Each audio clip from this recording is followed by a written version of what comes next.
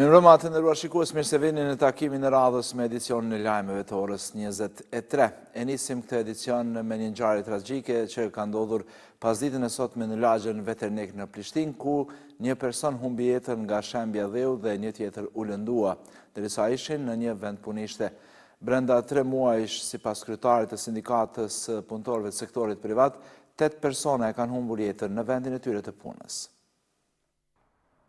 Edhe një punëtor ka humbur jetën në vendin e tij të punës teksa po punonte në ndërtimtari. Dheu që rrëshqiti ishte fatal për një person të moshës rreth 40 vjeçare në vendin e tij të punës, ndërkaq një tjetër shpëtoi, por pësoi lëndime. Zëdhënësi i policisë Agron Borovci ka thënë për RTK se rreth orës 13 është pranuar informacioni se 2 persona janë zënë nga shembja e dheut në një vend punishte në rrugën Gjilani në lagjen Veternik në Prishtinë. Policia ka dalë në vendin e ngjarjes dhe në koordinim me prokurorin e shtetit, si dhe mekanizmat e tjerë të nevojshëm, po vijon punën për sqarimin e rrethanave që karakterizojnë ngjarjen. Në vend të ngjarjes kishte dalë edhe kryetari i sindikatës së pavarur të sektorit privat, Jusuf Azemi.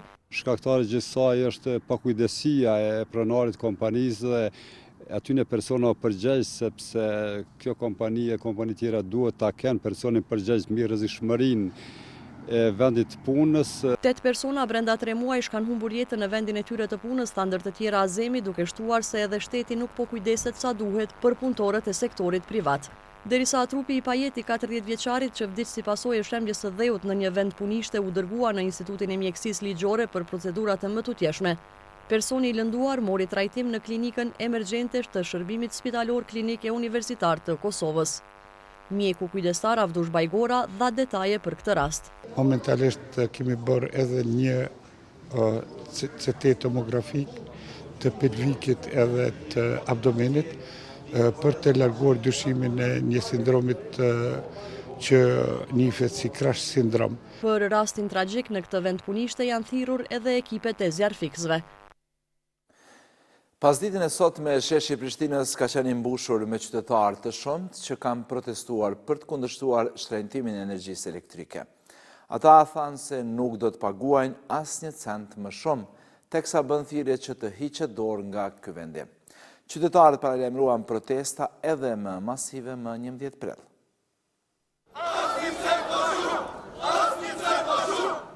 Kjo dhe thirrjet të tjera kundër shtrejtimit të energjisë elektrike jehuan të shtunë në sheshin e Prishtinës. Qytetarë të shumt u mblodhën për të kundërshtuar çfarëdo shtrejtimi të tarifave të energjisë elektrike. Na si veteran të luftës, për shembull, jetojmë me 200 euro, që tash nuk kanë bërë 200 euro. A me pagu 100 euro, 120 euro janë rrymë, a me hongër, a me pagu ujë, që më jetu në atë. Gjithsesi protesta duhet të jetë edhe më masive, por shpresat për ta zbrapsë këtë ngritje të çmimit janë të vogla. Organizatorët kërkuan që deri të premten e 11 prillit zërëje të heqë dorë nga kërkesa për shtrejtimin e energjisë elektrike. Të pezullohet vendimi i shtrejtimit për 15% siç është paralajmëruar i energjisë elektrike, të rihapët një diskutim i gjerë në të cilin edhe ne do të bashkëpunojmë, edhe ekspertët e grupit të cilët janë bashku krejt vullnetarisht do të bashkëpunojmë, të bëhet një plan i qartë, afatgjatë, një strategji e cila do ta nxjerrë Kosovën një herë për gjithmonë prej problemit energjetik. Tregu që ne jemi të vendosur, jo veç asnjë cent më shumë, po ne nuk shtyhem asnjë hap më pas, asnjë hap më pas, asnjë hap më pas, derisa ata të realizojnë kërkesat tona. Për arsye se nuk kanë të drejtë, më na shtrejtu jetën tonë, më na vendos në vështërsi, më na pamundësu mbi shkollu fëmijët si duam dhe me u përkujdes për të moshuarit tonë. Aktivistë të iniciativës Asnjë cent më shumë thanë se nuk do të tolerojnë asnjë rritje të çmimit. Me 11 prill ka me u marrë vendimi. Mos ta lejojmë këtë mos, me mos ta lëshojmë prej dore. Me 10 prill prap, ose kur do që është protesta tjetër, ka 3, ka 4, ka 10, ka 100 me veti, kjo nuk tolerohet. Asnjë cent më shumë. Protestuesit vendosën pankartat e tyre para objektit të Ministrisë së Ekonomisë, teksa paralajmëruan protesta edhe më masive. Qytetarët s'po përballen vetëm me çmim të lartë të energjisë elektrike. Çmimet e produkteve thonë se janë bërë të papërballueshme, bazuar në pagat dhe pensionet e ulta. Në Evropë, Kosova ka pagën më të vogël minimale, ndërsa Luksemburgu i prin listës së shteteve evropiane me pagën më të madhe minimale, prej 2.500 eurosh. Mëngjesin e së shtunës, Hasbie Kelmendi, një qytetare nga Prishtina, kishte dalë për të blerë gjëra ushqimore për një javë, por ajo u përball me çmime që i cilësoi si gjithnjë e më të papërballueshme. Çmimet janë shtrejta pak, po patjetër po duhet për ushqim po duhet me thonë se nuk me këto rrogat e sodit, me pensionet e sodit, me të vërtetë është katastrofë. Po të shohim dhe kur po shkon kështu. Për qytetarët tjerë, rritja e çmimeve është bërë një realitet i zakonshëm. Unë mendoj se po ndjekin trendin e rritjes çmimeve të gjitha artikujve që janë domosdoshëm për jetë. Natyrisht edhe këto janë të shtrejta për xhepin e konsumatorit, mirë po realisht jemi bo imun me këtë rritje të çmimeve që po ndodh po çdo ditë. Shumë shtrejt, trona shtrejt pa esopit. Ndërkohë tregtarët në tregun e gjelbër të Prishtinës thonë se, megjithse në disa raste çmimet kanë rënë, numri i blerësve është zvogluar dukshëm krahasuar me vitet e kaluara. Domotja, speci, trongujt, qëto qajnë për perime, po du me thonë, kanë fillu me ra. Ta shdo pëmë që vinë për vene tira, dhe vene më në zeta, e në pak ma shtrejt me çmime. Kryetari i shoqatës konsumatori Selatin Kaçaniku e konsideron situatën më shumë se shqetësuese. Ai thekson mungesën e një strategjie afatgjate dhe pasojat e privatizimit të hershëm të aseteve prodhuese. Të gjitha tash po na kthehen si bumerang. Dhe po na rritin paknatësinë, po na pamundësojnë jetën e dinjitetshme dhe natyrisht po na ulin standardin mirëqenie sociale. Gjithmonë duke pasur parasysh se ajo shtresa e varfër që ishte 30%, tash është ulur, po me të vërtetë edhe ajo e gjitha ajo shtresë ka falimentuar dhe falimentimi po i kacnohet tash edhe shtresës së shqyrtës të mesme. Ai u bëri thirrje autoriteteve që të njohin qytetarin si konsumator dhe të ndërmarrin masa konkrete për ta përballuar këtë krizë. Kryetari i shoqatës së naftarëve Fadil Beriani thotë se ulja e çmimeve të naftës në nivel global pas vendosjes së tarifave nga presidenti amerikan Donald Trump do të ndikojë edhe në rënien e çmimit të derivateve të naftës në Kosovë. Në një përgjigje për RTK Live, Beriani ka thënë se lëvizja e çmimeve të derivateve të naftës ka filluar që nga sot, derisa ka shtuar se për momentin çmimet e derivateve të naftës janë më të ultat në rajon. Sipas tij, për gjendjen ekonomike çfarë kemi në Kosovë, çmimi real do të ishte 1 euro për litër, por çmimin e cakton berza dhe organizata prodhuese OPEC. Ndryshe, çmimet në tregun kosovar parafërsisht sillen nga për dizel 1.22 cent deri në 1.30, për benzin 1.24 deri në 1.31 cent.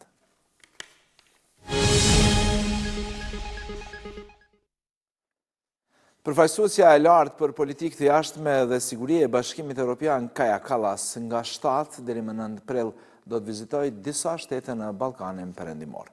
Në vizitën e parë të saj në rajon si shefi e diplomacisë evropiane, Kallas do të qëndrojë në Maltëzi, Shqipëri dhe Bosnjë-Hercegovinë. Bashkimi Evropian njoftoi se në ditën e parë të turneut të saj në Maltëzi, zyrtarja e lartë evropiane do të takohet me presidentin Jakov Milatović dhe kryeministrin Milojko Spajić.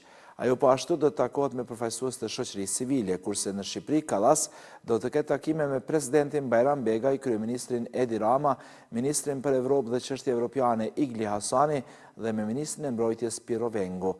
Në ndalesën e fundit të vizitës në Ballkanin Perëndimor, Kaja Kallas do të qëndrojë në Bosnjë-Hercegovinë, ku do të zhvillojë takime me krerët e presidencës trepalshe, me kryetarin e Këshillit të Ministrave dhe me ministrin e jashtëm të Bosnjës, si dhe me përfaqësuesit e Forcës Evropiane në Bosnjë EUFOR.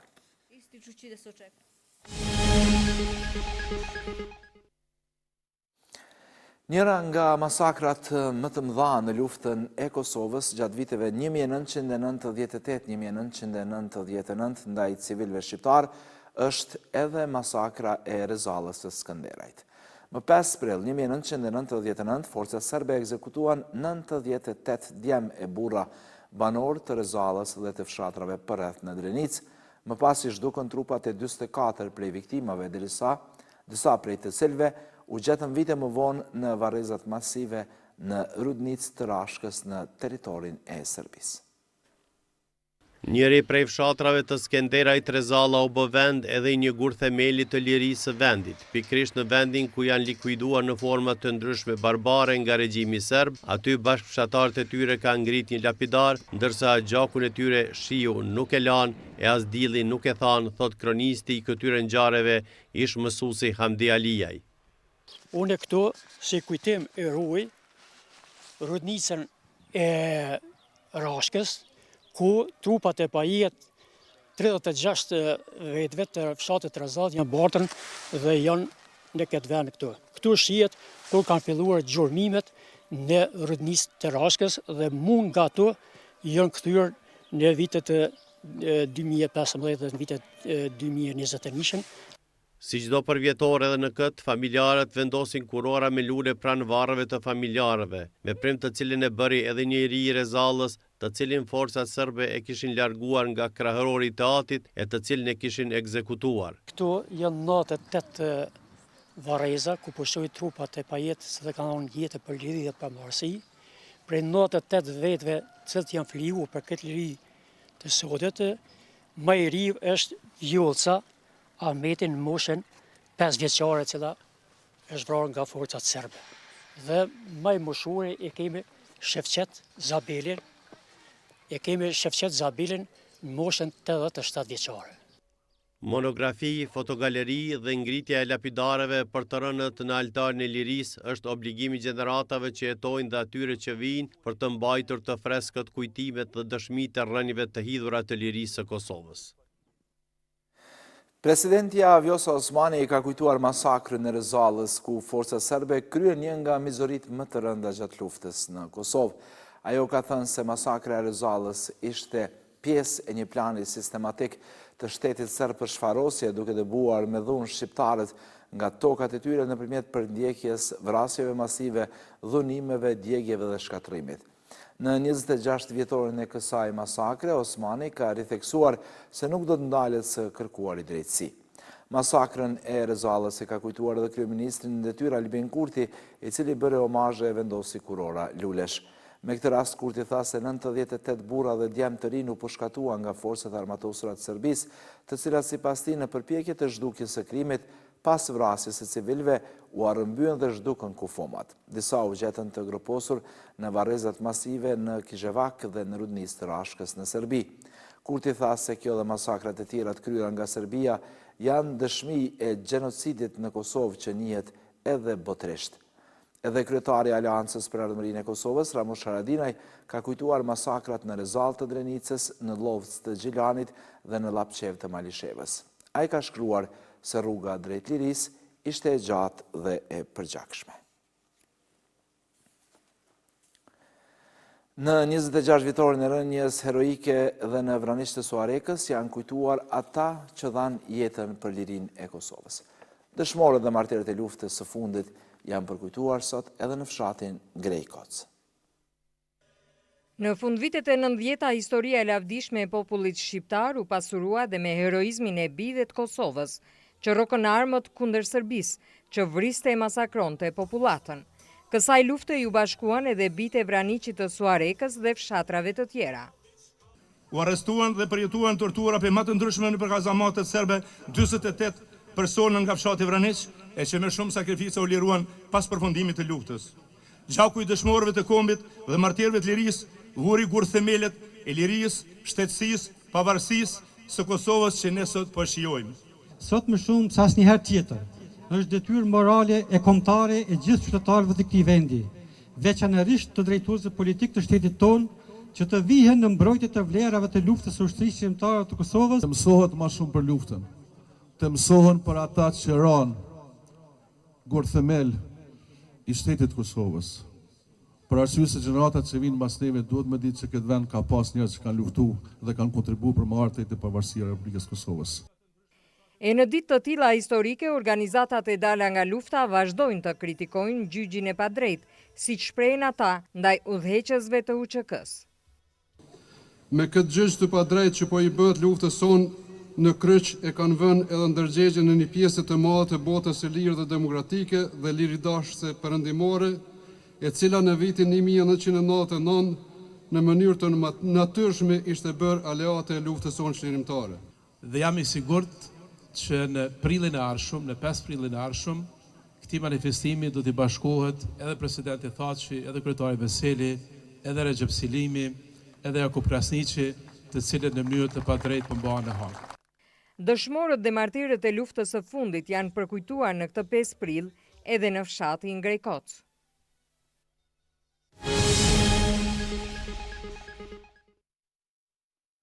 Kalojmë në Ulqen, atje ku sot kishte protest me qytetarë të shumë të cilët janë kundër privatizimit të Bregdetit. Qytetarë të shumë dhe përfaqësues të gjitha forcave politike shprehan qartë kundërshtimin e tyre ndaj vendimit të qeverisë malazeze për dhënien me qira për 99 vjet të plazhit të madh investitorëve nga Emiratet e Bashkuara Arabe.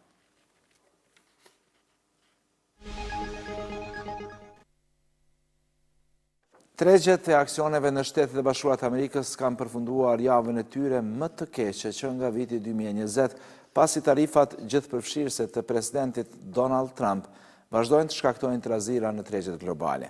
Në anën tjetër, kundërshtarët e Trumpit dhe njeriu të tij të afërt Elon Musk planifikojnë të mblidhen në gjithë Shtetet e Bashkuara të Amerikës për të protestuar ndaj veprimeve të administratës për zvogëlimin e qeverisë, ekonominë, të drejtat e njeriut dhe çështje të tjera. Të tre indeksit kryesore në Wall Street ranë më shumë se 5%, ndërkohë Trump ka këmbgulur sërish se taksat për mallrat që hyjnë në SBA do të supertaksojnë ekonominë amerikane. Disa nga tarifat tani kanë hyrë në fuqi me një tarif bazë prej 10% që godet mallrat nga Mbretëria e Bashkuar dhe shumë vende të tjera. Natën e kaluar, Trump hyri në platformën e tij Truth Social për të theksuar vendimin e tij për të vendosur tarifa gjithëpërfshirëse para se ato të hynin në fuqi. Bizneset e mëdha nuk shqetësohen për tarifat, sepse ata e dinë që janë këtu për të qëndruar, por janë të përqendruar në marrëveshjen e madhe, e cila do ta fuqizojë ekonominë tonë, shumë e rëndësishme, po vazhdon tani, ka thënë Trump. Tarifat gjithëpërfshirëse të Trump nuk po godasin vetëm ekonomitë të mëdha si Britania e Madhe dhe Kanadaja, por edhe ato më të vogla po e ndjejnë këtë, duke përfshirë ishujt Falkland. Më pak se 3.700 njerëz jetojnë në arkipelagun e largët të Atlantikut të Jugut, të cilët tani po përgatiten për ndikimin e tarifave prej 42%. Janet Robertson, menaxhere e përgjithshme e Consolidated Fishing Limited, ka thënë për BBC se SBA është një treg kyç për eksportet e peshkut, derisa ka shtuar se peshkimi është industria më e rëndësishme në Falklands. E ndërsa kryeministri i Mbretërisë së Bashkuar Keir Starmer po mendon se si ti përgjigjet tarifave të Trump, turmat po mblidhen në gjithë SBA-n për të protestuar. Protestat janë planifikuar sot në 50 shtete dhe në Washington DC, ndërsa njerëzit po mblidhen kundër presidentit Donald Trump dhe politikave të tij. Ka pasur protesta të rregullta që kur ai mori detyrën, por organizatorët thonë se presin që sot të dita e vetme më e madhe e protestave që kur Trump filloi mandatin e tij të dytë. 10 mijëra Amerikan pritet të marrin pjesë në protesta në gjithë SBA-t, derisa protesta janë planifikuar edhe në Londër dhe qytete të tjera kanadeze dhe evropiane. Kaq për këtë edicion të nderuar shikues, faleminderit që na ndoqët, mirupafshim.